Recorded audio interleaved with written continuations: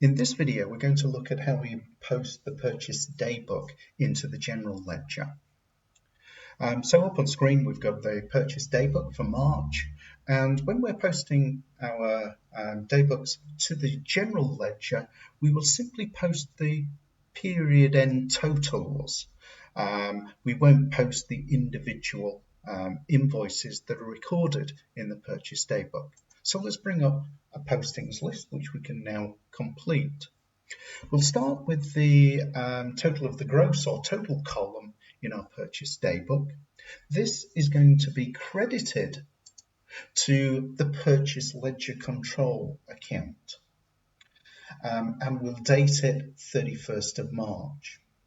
The purchase ledger control account, this is the account where we calculate the total amount that's owing to a business's suppliers. And that's why it's recorded as a credit. It's because it represents an increase in the liability of the business.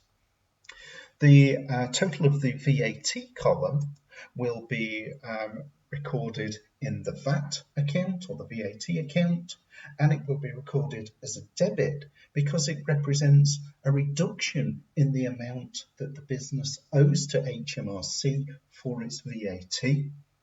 And finally, the total of the net column will be posted to a purchases account, and it will also be recorded as a debit.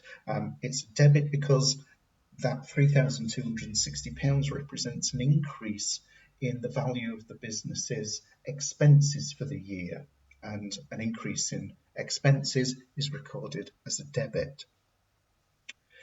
You should note that the total of the debits in our posting list adds up to the same figure as the total of our credits, and if it doesn't, we know that we must have made a mistake somewhere, so we'd have to go back and just identify where the error is and then correct that. Let's now bring up the general ledger accounts that we're going to post into. So we have the VAT account, the purchase ledger control account, and the purchases account. And you'll note that the VAT account already includes the entries that we made from our sales day book and our sales returns day book. But let's post the numbers from our postings list. So that £3,912, that will be recorded on the credit side of our purchase ledger control account.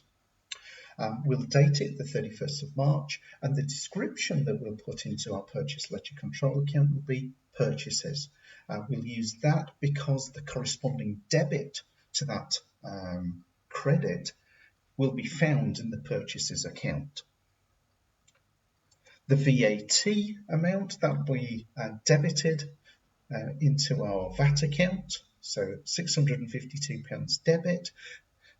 We'll date it the 31st of March, and the description that we'll use will be purchase ledger control. The reason for that is because the corresponding credit to that debit of 652 can be found in that purchase ledger control account.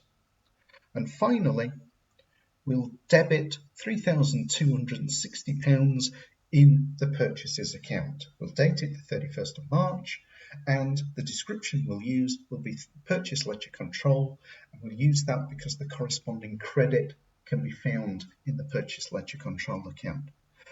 And that is how we post a purchases day book.